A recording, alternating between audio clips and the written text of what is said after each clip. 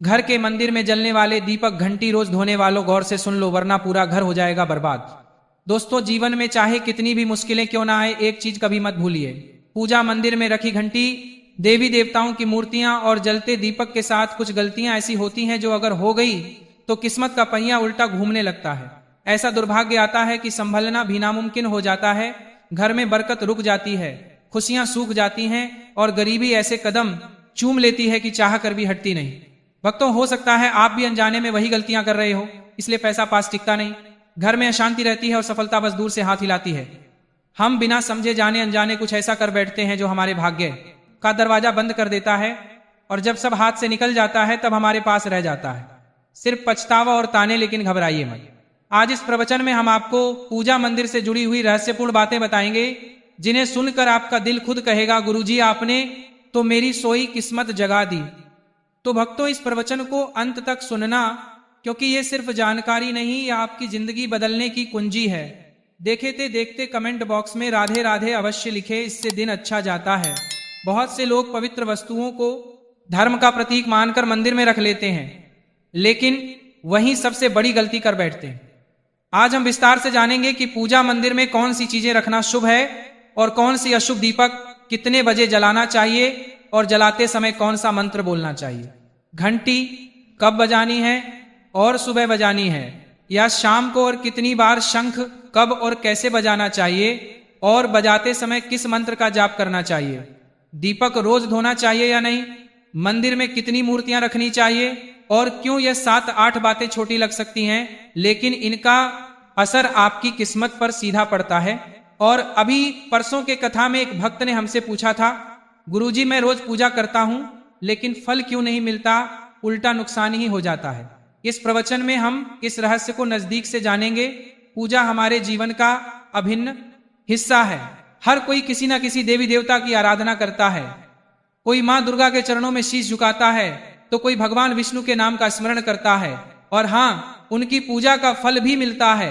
लेकिन क्या आप जानते हैं, छोटी छोटी अनजानी गलतियां ही उस फल को रोक देती हैं। ये गलतियां इतनी मामूली लगती हैं कि हम इन्हें नजरअंदाज कर देते हैं, लेकिन शास्त्रों में साफ लिखा है, पूजा में पूर्ण फल पाना है तो इन बातों का ध्यान रखना जरूरी है। आज हम बात करेंगे घर के मंदिर में दीपक और घंटी के सही उपयोग के बारे में। क्या दीपक को रोज धोना चाहिए या हफ्ते में 1-2 बार धातु का दिया हो तो कब और कैसे साफ करना चाहिए, मिट्टी के दीपक का सही समय और सही अवसर कौन से हैं, मंदिर में किस प्रकार की घंटी का उपयोग सबसे शुभ माना जाता है, घंटी कब बजानी है, कितनी बार बजानी है, और क्या शाम की पूजा में घंटी बजाना उचित है, इन सभी सवालों के जवाब आपको आज के इस प्रवचन में मिलेंगे। भक्तों, एक बात याद रखिए, अधूरी जानकारी कभी कभी नुकसानदेह साबित होती है, इसीलिए इस प्रवचन को अंत तक जरूर सुने। कुछ लोग होते हैं जो वीडियो को इधर उधर से काट कर देखते हैं, बीच से स्किप करते हैं और फिर कहते हैं कि जीवन में सफलता क्यों नहीं मिल रही। अरे, जब ज्ञान ही आधा अधूरा ले रहे हो तो फल पूरा कैसे मिलेगा। भक्तों, सबसे पहले बात करते हैं मिट्टी के दिए की। यह साधारण सा दिखने वाला दिया वास्तव में शुद्धता और पवित्रता का प्रतीक है। दिवाली हो, कोई धार्मिक पर्व हो या फिर कोई बड़ा अनुष्ठान, मिट्टी का दिया जलाने का अपना ही महत्व है। घर के मंदिर में या दरवाजे के पास जब इसे जलाया जाता है तो ऐसा लगता है मानो लक्ष्मी माता खुद आपके आंगन में प्रवेश कर रही हो। लेकिन भक्तों, ध्यान दीजिए, जब ये दिया मंदिर में रखा जाता है तो इसके नियम बदल जाते हैं। मिट्टी का दिया एक बार जलाने के बाद दोबारा मंदिर में नहीं रखना चाहिए। हर बार नया मिट्टी का दिया ही उपयोग करना शुभ माना गया है। ऐसा करने से वास्तु दोष दूर रहता है और घर में बरकत बनी रहती है। अब आगे इस प्रवचन में हम जानेंगे मंदिर की घंटी से जुड़े हुए रहस्य, जो शायद आपको पहले कभी नहीं बताए गए। अब आते हैं धातु के दिए पर। आपने देखा होगा कि लोग पीतल या तांबे के लिए इस्तेमाल करते हैं। ये ना केवल सुंदर होते हैं बल्कि इनका धार्मिक महत्व भी अत्यंत गहरा है। लेकिन भक्तों, इन्हें सिर्फ जलाना काफी नहीं है, इनकी शुद्धि भी उतनी ही जरूरी है। इन्हें रोज धोकर, खासकर गंगा जल से साफ करना चाहिए। गंगा जल से धोने पर दिया पवित्र हो जाता है और घर में सकारात्मक ऊर्जा चारों ओर फैल जाती है। अगर आप हफ्ते में केवल 1-2 बार इन्हें साफ करते हैं तो ये पूरी तरह से शुद्ध नहीं हो पाते, इसीलिए इसे अपनी रोजाना की आदत बना लें। और अब आते हैं घर के मंदिर की घंटी पर। पीतल की घंटी की ध्वनि ऐसी होती है जो वातावरण की नकारात्मक ऊर्जा को तुरंत दूर कर देती है और सकारात्मकता का प्रवाह बढ़ा देती है। लेकिन भक्तों, इसे कभी भी दक्षिण दिशा में ना रखें, यह अशुभ माना जाता है। घंटी को हमेशा पूजा स्थल के पास या मंदिर के प्रवेश द्वार पर रखें। सबसे शुभ घंटी वह होती है जिस पर गरुड़ की नक्काशी हो। इसे गरुड़ घंटी कहते हैं और इसे अत्यंत पवित्र व फलदायक माना गया है। अब सवाल आता है, घंटी कितनी बार बजानी चाहिए? भोग लगाते समय घंटी को 5 बार बजाएं। ऐसा करने से भगवान भोग को जल्दी स्वीकार करते हैं। पूजा के दौरान घंटी को जोर जोर से या लगातार नहीं बजाना चाहिए, सिर्फ 3 बार बजाना ही उचित है। घंटी को हमेशा दाहिने हाथ से बजाएं और इसका मुख पूजा स्थल की ओर होना चाहिए। याद रखिए, घंटी को सुबह की पूजा में ही बजाना शुभ माना गया है। शाम की पूजा में घंटी बजाने से बचना चाहिए, क्योंकि शास्त्रों में इसे उचित नहीं माना गया है। इन नियमों का पालन करने से आपका पूजा पाठ कई गुना अधिक फलदायक और प्रभावी हो जाएगा। भक्तों, यह बातें छोटी लग सकती हैं, लेकिन इनका असर आपकी किस्मत पर गहरा पड़ता है। भक्तों, एक और बहुत ही महत्वपूर्ण बात जो अक्सर लोग नजरअंदाज कर देते हैं, जब भी आप किसी मंदिर जाएं, खासकर घर के बाहर वाले मंदिर में, तो मंदिर में प्रवेश करते समय ही घंटी बजाएं। मंदिर से बाहर निकलते समय घंटी बजाने की कोई आवश्यकता नहीं होती। जब आप घंटी बजाते हैं तो यह सिर्फ आवाज नहीं होती, यह भगवान को दिया गया संकेत होता है। प्रभु, मैं आपके द्वार पर आ चुका हूं, आपकी शरण में हूं। एक बार घंटी बजाने का मतलब है कि आपने भगवान के दरबार में प्रवेश कर लिया है और पूजा आरंभ कर रहे हैं। 2 बार घंटी बजाने का अर्थ है कि आप अपनी प्रार्थना, अपने मन की बात सीधे भगवान के समक्ष रख रहे हैं। अब भक्तों, हम आपको कुछ ऐसी बातें बताने जा रहे हैं जिन्हें शायद आपको कोई ना बताए, इसलिए इन बातों को ध्यान से सुनिए, क्योंकि यह आपके पूजा पाठ को और भी अधिक फलदायी बना सकती है। अब आइए जानते हैं पूजा मंदिर के कुछ आवश्यक नियम। पूजा करते समय आपका मुख हमेशा पूर्व दिशा की ओर होना चाहिए। यह दिशा सबसे शुभ मानी जाती है, क्योंकि यहां से सूरज की पहली किरण आती है जो सकारात्मक ऊर्जा से भरी होती है। पश्चिम की ओर मुख करके भी पूजा की जा सकती है, लेकिन पूर्व दिशा का लाभ कई गुना अधिक है। घर की सीढ़ियों के पास पूजा घर बनाना अशुभ माना गया है, क्योंकि वहां नकारात्मक ऊर्जा का प्रवाह अधिक होता है। भगवान का आसन हमेशा आपके आसन से ऊंचा होना चाहिए। कम से कम इंच भगवान की प्रतिमा को सीधे जमीन पर रखना अशुभ माना जाता है। ऊंचा आसन पूजा स्थल में सकारात्मकता और ऊर्जावान माहौल बनाए रखता है। पूजा करते समय हमेशा चटाई या आसन पर बैठे। ये न केवल आरामदायक है, बल्कि ध्यान और श्रद्धा को भी स्थिर रखता है। ध्यान दें कि आपका आसन भगवान के आसन से ऊंचा ना हो, इससे भगवान के प्रति आदर और विनम्रता बनी रहती है। भक्तों, अगली बात बेहद जरूरी है, पूजा घर में कभी भी सड़े बासी या मुरझाए हुए फूल ना रखें। मुरझाए फूल पूजा में अशुभ माने जाते हैं, क्योंकि वे नकारात्मक ऊर्जा को बढ़ाते हैं। हमेशा ताजे, सुगंधित और खिले हुए फूल ही भगवान को अर्पित करें।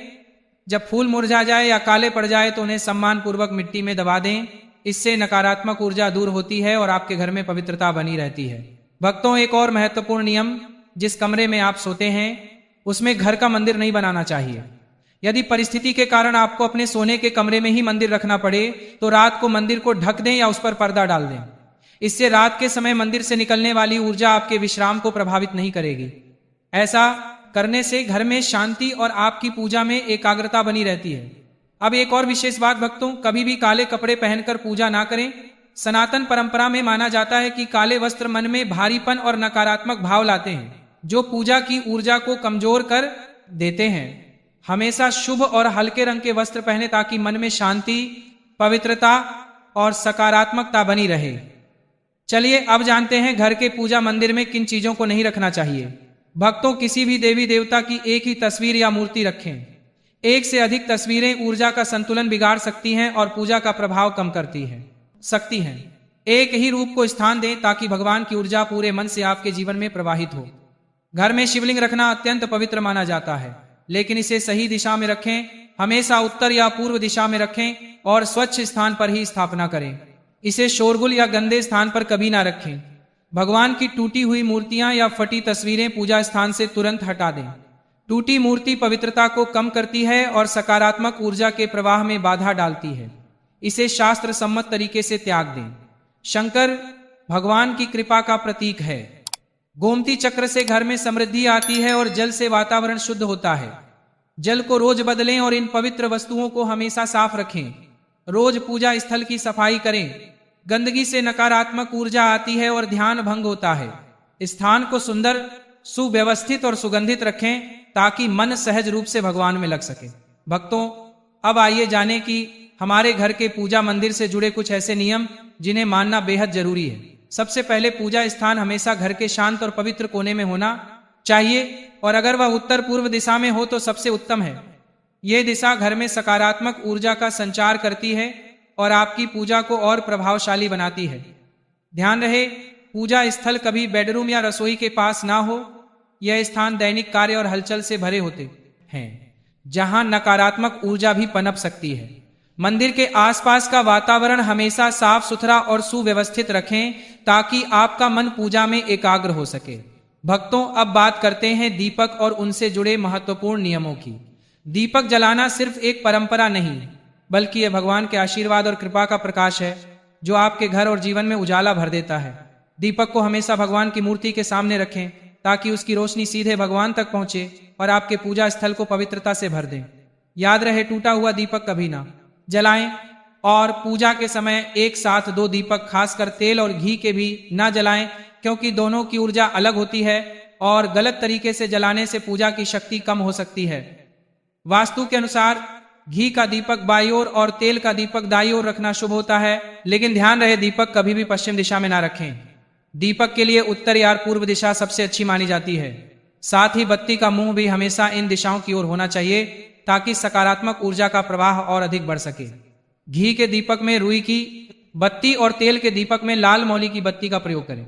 रुई की बत्ती से प्रकाश स्थिर और शुद्ध होता है, जबकि लाल मौली वाले बत्ती से वातावरण में शुभ ऊर्जा का संचार होता है। नवरात्रि या विशेष अवसरों पर मां दुर्गा और मां लक्ष्मी के सामने गोल बत्ती का दीपक न जलाएं, क्योंकि इसे अशुभ माना जाता है। और एक नियम और याद रखें, घी का दीपक जलाने के तुरंत बाद तेल का दीपक न जलाएं। इनके बीच थोड़ा अंतर रखें ताकि वातावरण में संतुलन और पवित्रता बनी रहे। इन छोटे छोटे नियमों का पालन ना सिर्फ आपके घर में शांति और समृद्धि बनाए रखेगा, बल्कि आपकी पूजा को भी अधिक फलदायी बना देगा। भक्तों, अब छठवीं बात ध्यान से सुनिए। दीपक हमेशा उसी समय जलाना चाहिए जब भगवान जाग रहे हो, जैसे सुबह के शांत और पवित्र समय में जब पहली किरणें धरती को छूती हैं, उस समय पूजा करते हुए दीपक जलाएं। फिर शाम को आरती के समय जब दिन की थकान ढल रही हो और वातावरण शांत हो रहा हो, उस समय का दीपक वातावरण को और भी पवित्र कर देता है। यह दोनों समय सिर्फ पूजा के लिए ही नहीं, बल्कि ध्यान और आत्मिक ऊर्जा को महसूस करने के लिए भी सर्वश्रेष्ठ होते हैं।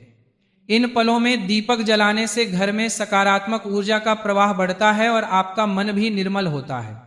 सातवीं बात भक्तों, दीपक जलाना केवल धार्मिक नियम नहीं है, वास्तु शास्त्र और ज्योतिष शास्त्र में भी इसका गहरा महत्व बताया गया है। दीपक जलाने से न केवल घर में सकारात्मक ऊर्जा का संचार होता है, बल्कि हमारे जीवन के 7 चक्रों को संतुलित करता है। यह नकारात्मकता को दूर करके वातावरण को शुद्ध करता है और आपके मन को शांति प्रदान करता है।